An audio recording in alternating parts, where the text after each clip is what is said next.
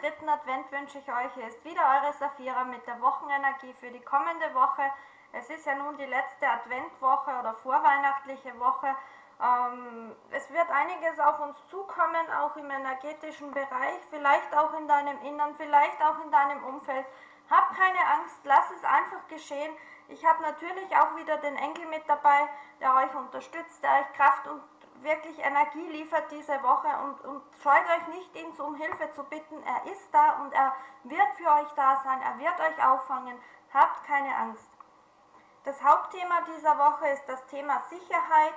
Sicherheit im Außen, die wird immer noch sehr, sehr stark gesucht, obwohl sie eigentlich nur dann kommen kann, wenn man auch die Sicherheit in sich selbst findet. Die meisten suchen die Sicherheit und finden sie in einem Job, in einer Partnerschaft, in einer Beziehung, in einer Freundschaft und im Endeffekt merkt man dann erst, wie alleine man eigentlich ist, dass man zwar eine Sicherheit geglaubt hat zu haben, die aber die einem nicht weiterbringt, weil die Sicherheit ist ja letztendlich dann doch nur so lange da, solange dieser Partner, dieser Job, diese bekannte Freundschaft, wie auch immer, da ist und genau so für mich da ist, wie ich mir das vorstelle. Das ist aber eine eigenständige Person. Und wenn sich da irgendwas in dem Leben der Person verändert, dann ist die Sicherheit auf einmal weg. Und genau darum geht es. Die Sicherheit findest du in deinem Innern, in deinem Herzen, in dir selbst. Und wenn du dir diese Sicherheit, die du so sehr im Außen immer noch suchst, selbst schenkst, kommt sie auch vom Außen zurück. Was begleitet dich diese Woche? Das ist der Streit, der Zwiespalt, Diskussionen, Auseinandersetzungen. Es kann jetzt sein, dass durch diese stressige vorweihnachtliche Zeit, wenn ihr euch da zu sehr mitreißen lasst, kann es durchaus passieren, dass ihr da jetzt wirklich in einen Zwiespalt rutscht, mit dem Partner zu streiten beginnt, mit den Kindern Probleme habt. Lasst euch da nicht zu sehr mitreißen, grenzt euch ab, zieht euch zurück, nehmt euch Zeit für euch und wirklich die Ruhe zu genießen und nicht in diesen Streit hineinzurutschen. Es kann auch hier, es ist hier auch angezeigt, dass ein Zwiespalt in euch selbst vorhanden ist. Das heißt, ihr seid einerseits wollt ihr diese Vorstellung, die wir von Weihnachten vermittelt bekommen, leben, das aber fast nicht möglich ist. Und auf der anderen Seite aber wollt ihr die Ruhe euch zurückziehen. Nehmt euch die Ruhe, hört auf euer Herz, denn nur das tut euch gut und wird euch wirklich weiterbringen. In schwierigen Situationen begleitet euch die Bewegung. Sie unterstützt euch hier aus diesem Kreislauf auszubrechen, aus diesem Stressigen rauszukommen.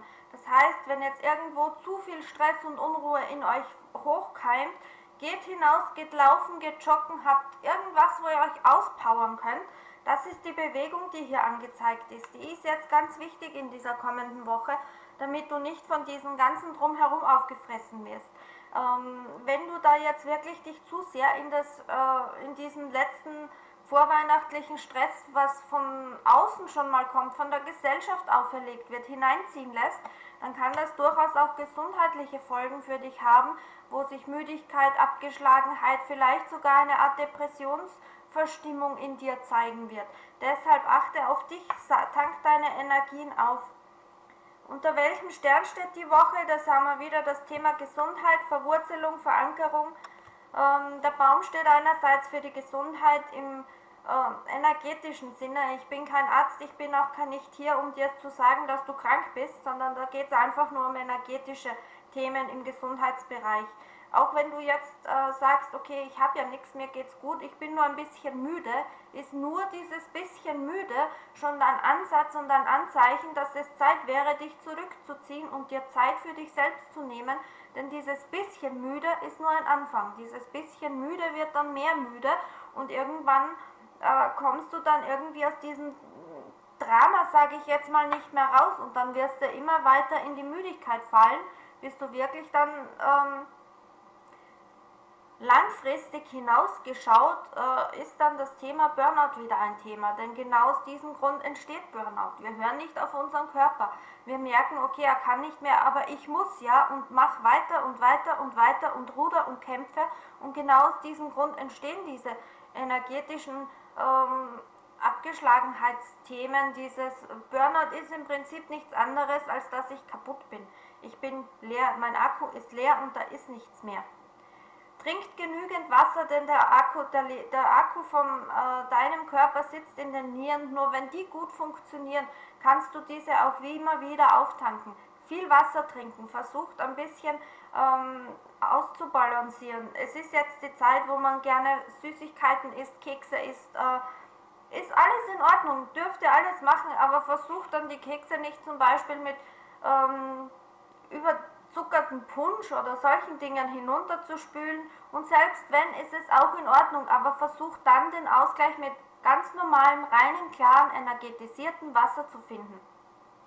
Wie energetisiere ich Wasser? Wasser kann man mit Steinen energetisieren. Ich habe auch wenn du Lust hast, schau einfach mal auf Facebook. Es gibt da eine Seite, Sandys Maschenzauber heißt diese.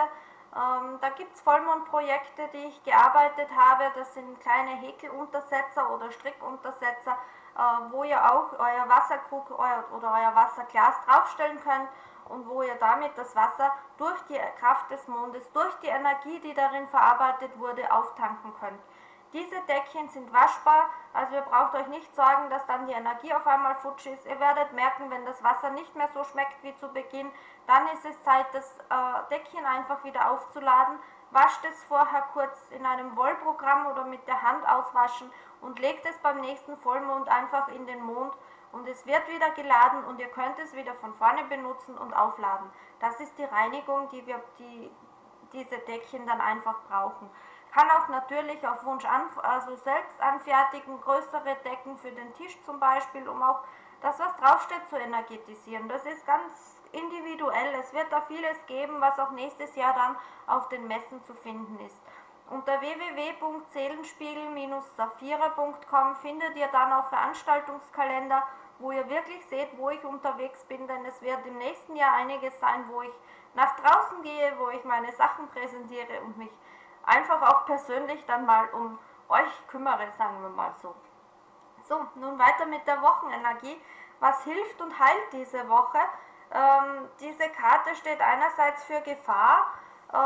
Das ist die Angst, die ihr immer wieder habt. Die Angst, die sich immer wieder zeigt, die ihr aber gar nicht haben müsst. Und es steht auch für ganz plötzliche Ereignisse.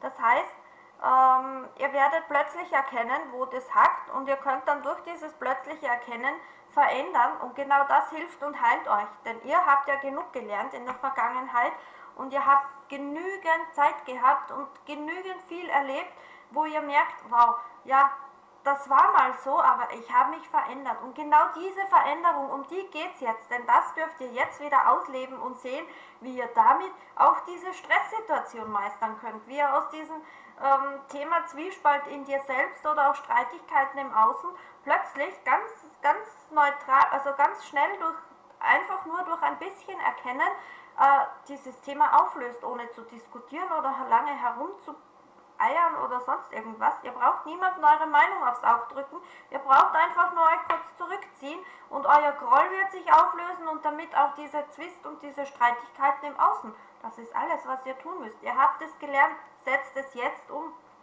Was beschützt euch diese Woche? Das sind Blockaden. Ja, sind wir wieder da. Ich höre immer wieder, was soll ich mit Blockaden? Ich möchte doch meine Blockaden loswerden und jetzt sind sie schon wieder da. Nein, sie sind nicht schon wieder da. Es werden sich immer wieder neue Blockaden bilden, weil wir durch unsere Denkweise uns selbst begrenzen und abschotten.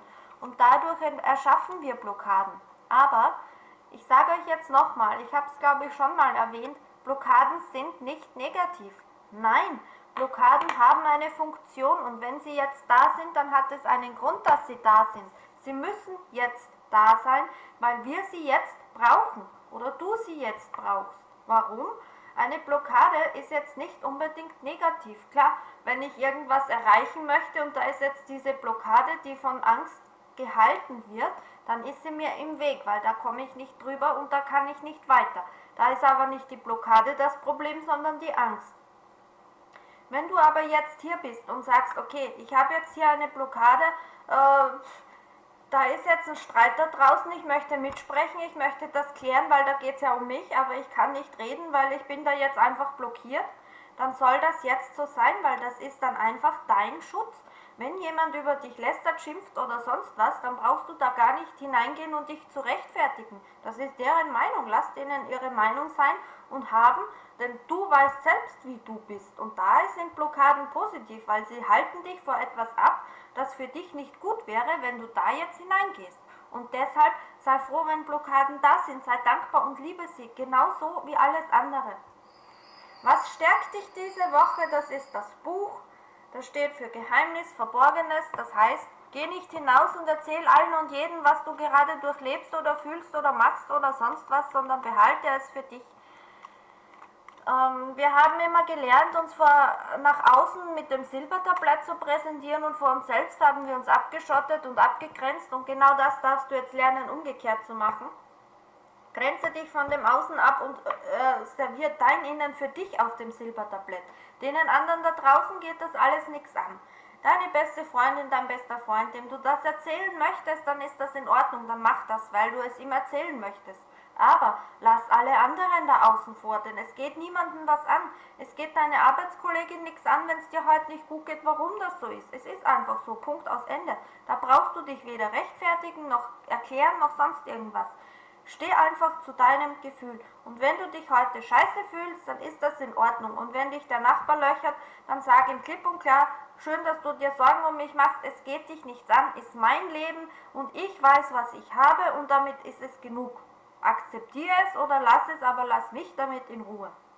Mehr brauchst du gar nicht tun. Das ist deine einzige Aufgabe. Denn du entscheidest, wer über dich Bescheid wissen darf und wer nicht. Und eigentlich geht das da draußen niemandem was an, warum du heute zum Beispiel scheiße drauf bist.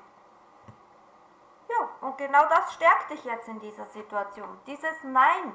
Hast du schon gelernt, Nein zu sagen oder hast du immer noch zu große Angst davor? Schau es dir an, überprüfe für dich. Ich habe natürlich auch wieder eine Engelkarte für diese Woche, der uns begleitet oder euch begleitet, mich natürlich auch. Ich arbeite auch immer wieder sehr eng mit ihnen zusammen.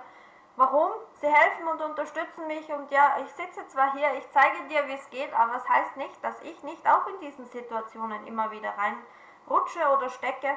Es ist nur eine Sache, wie man damit umgeht. Man lernt nur anders umzugehen. Vor noch 2 Jahren wäre ich wenn ich in so einen Krisenprozess gesteckt bin, wäre ich untergegangen. Da war nicht mal denkbar, dass ich jemals hier sitze und dir jede Woche deine Energien präsentiere. War für mich ein unvorstellbares Tun.